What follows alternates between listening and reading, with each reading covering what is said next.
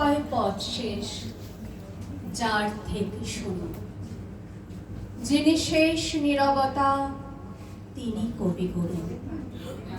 আগুনে আগুন যিনি শেষ পরিণাম, আমার সকল কাজে তাঁকেই প্রণাম।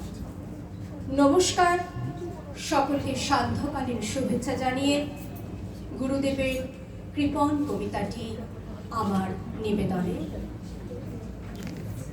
আমি ভিক্ষা করে ফিরতেছিলেন গ্রামের পথে পথে, তুমি তখন চলেছিলে তোমার স্বর্ণরথে। অপূর্ব এক স্বপ্ন সম লাগতেছিল চোখে মম। কি বিচিত্র শোভা তোমার, কি বিচিত্র সাজ। আমি মনে ভাবতেছিলেন এ কোন মহারাজ। আজ শুভক্ষণে রাত পোহালো, ভেবেছিলেন তবে আজ আমারে দাঁড়িয়ে দাঁড়িয়ে ফিরতে নাহি হবে।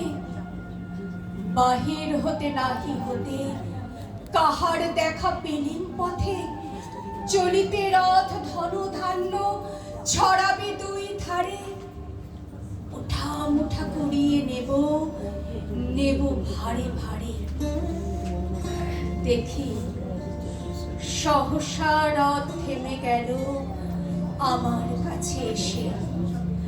আমার মুখ পানে চেয়ে নামলে তুমি হেসে। দেখে মুখের প্রসন্নতা জুড়িয়ে গেল সকল ব্যথা। হেন কানে কিসের লাগি তুমি অকস্মাৎ আমায় কিছু দাও গো বলে বাড়িয়ে দিলে হাত। মরি এ কি কথা রাজাধিরাজ, আমায় দাও গো কিছু। শুনে খল কানের তরে রইনু মাথা নিচু। আমার কি বা দেবার আছে ভিখারি ভিক্ষুকের কাছে।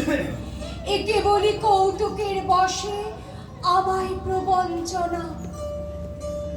ঝুলি হতে দিলেন তুলে একটি ছোট কণা।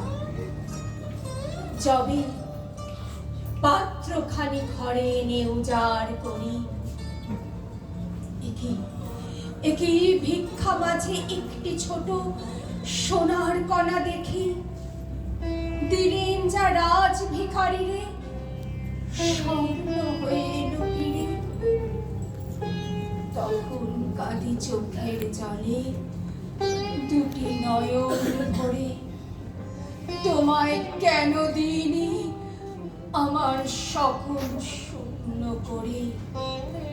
তোমায় কেন দিইনি আমার সকল শূন্য করে। নমস্কার।